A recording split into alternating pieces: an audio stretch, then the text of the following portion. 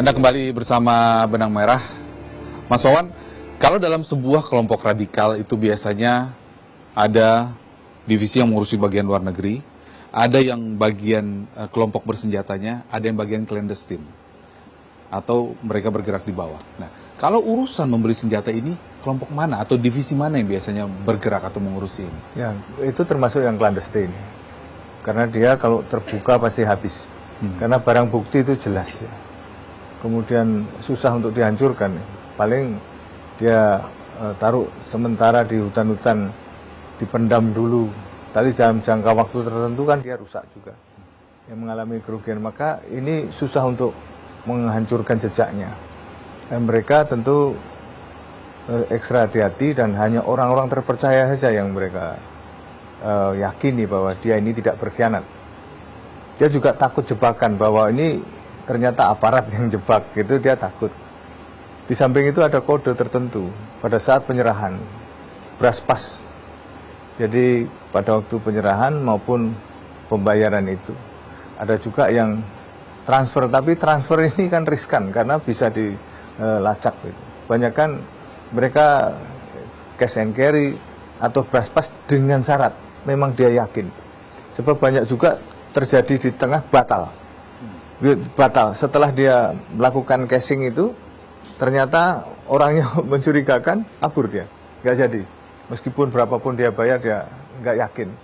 Dengan jawaban tertentu yang dia kode sandi, ketika dia menjawab misalnya sini blue, di sana jawabnya juga blue, atau anggrek di sana merah, atau sebaliknya, cocok, itu jadi. Dan tentu saja ada perjanjian amunisinya gimana, karena kebutuhan amunisi itu terus, Mas. Kita punya senjata tapi nggak punya peluru kan, sama juga bawa pentungan aja itu, ya kan. Oleh karenanya dia juga mencari peluru yang mudah didapat, termasuk peluru-peluru yang bisa dipasok di dalam negeri kalibernya itu.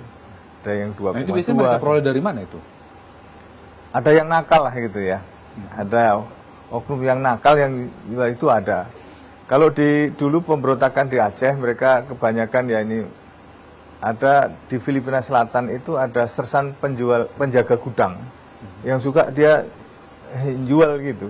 Hanya dia punya jalur, dia bisa mengeluarkan itu tanpa ada satu pemeriksaan yang jelas, karena di sana kan daerah konflik. Berapapun yang ditembakkan dan sebagainya sering tidak terdata. Yang bawa ini tidak terdata. Bahkan masih, kalau tadi di Filipina ada labelnya property of Filipina, ini juga sama gitu. Ada lambang dari gajah putih, dan itu antara mereka sudah lewat laut mudah sekali, tidak terlalu sulit. Dan laut kita memang tidak seluruhnya bisa terjaga gitu. Ibaratnya tentara, polisi dijejer muter pun nggak akan cukup bisa menutup wilayah itu. Baik. Di samping itu cover-cover yang digunakan melalui nelayan, dan bahkan ada yang menggunakan pura-pura nelayan cewek ini, wanita. Orang nggak curiga itu. Kalau di perbatasan di Maluku, dia pakai ketinting itu, waktu ada patroli, dia tiarap sedikit di tengah kegelapan, sudah begitu patrolinya lewat, dia lewat juga. Main seperti itu. Jadi kucing-kucingan ini terjadi di wilayah. Baik, benar begitu Mas Ramli. Jadi menggunakan nelayan juga, menggunakan perempuan juga. Ketika dulu mengirim senjata, seperti apa? Mas Wawan ini malah seperti pelaku pedagang ini, jawabannya ini. Memang hampir seperti itu. Jadi yang jelas bagaimana kita bisa mengirim paket ini melewati perbatasan 3 negara ini, Filipina, Malaysia, dan Indonesia. Siapa yang bisa ngirim paket ke perbatasan, dia yang menang. Jadi dari Filipina bisa kita kirim melalui perbatasan Malaysia yang masuk ke Tarakan, atau kita kirim melalui perbatasan Sulawesi yang akhirnya Halmahera dan masuk ke Ambon. Gitu. Jadi Mas Wawan juga menjelaskan hampir seperti itu. Tetapi kan kita juga memiliki kontak-kontak tersendiri dalam hal ini, tidak serta-merta. Itu secara garis besar memang sistem penjualan dan perdagangan seperti itu. Cuman memang di Filipina sendiri itu, Filipina Selatan itu begitu mudahnya. Kenapa? Memang etalasi konflik di sana yang memudahkan senjata itu beredar. Baik. Jadi begitu kita menginginkan, kita asalkan ada rupiah pun, katakanlah ada dolar di sana, kita bisa mendapatkan. Oke.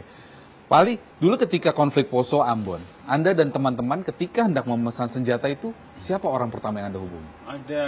Memang ada kawan-kawan tertentu yang memang bertugas menjadi supplier senjata, di mana ini punya keahlian untuk menyeberangi laut dari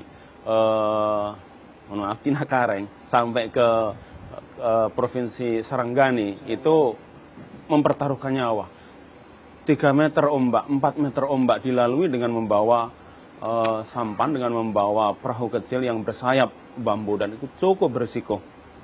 Tapi sekalipun berisiko, mereka kemudian tetap mereka lakukan karena kebutuhan yang ada di Indonesia. Dan memang mereka juga sering menggunakan camouflage. Tentu membawa barang itu tidak kemudian dibawa secara utuh. Itu dipisah-pisah, barrelnya dipisah, kemudian cover barrel juga dipisah, bodinya juga dipisah. Ketika dicek secara kasat mata. Tapi itu semua ketika dipisah dikirim satu paket atau berbeda? Dipisah-pisah. Ada satu kardus ini cover barrel, kemudian satu kardusnya itu yang gun stocknya itu, jadi beda-beda. Ketika dicek satu, itu sebenarnya sepeda motor saja. Dan itu tidak kemudian aparat yang menjaga di pelabuhan itu tidak curiga, dikiranya itu sepepat saja. Padahal itu senjata yang cukup mematikan. Begitu sampai di Ambon maupun di Poso, ada kemudian di sana dirakit ulang. Yang kemudian tidak dipakai pada saat itu dikirim ke Lamongan. Mohon maaf Mas Aryo, 2002 ada polisi menemukan puluhan senjata di Lamongan terkait dengan Mas Amrozi pada waktu itu ditangkap karena terkait dengan bom Bali. Ditemukan puluhan senjata di hutan Dadapan Solokuro Lamongan. Publik pada waktu itu menduga, mengira, menyangka bahwa senjata ini punya siapa kalau bukan polisi. Ini polisi yang menanam, bukan. Senjata itu berasal daripada Filipina, dan kemudian kakak saya yang memang ahli senjata, Mas Ali Imran, kemudian bisa masuk ke Indonesia itu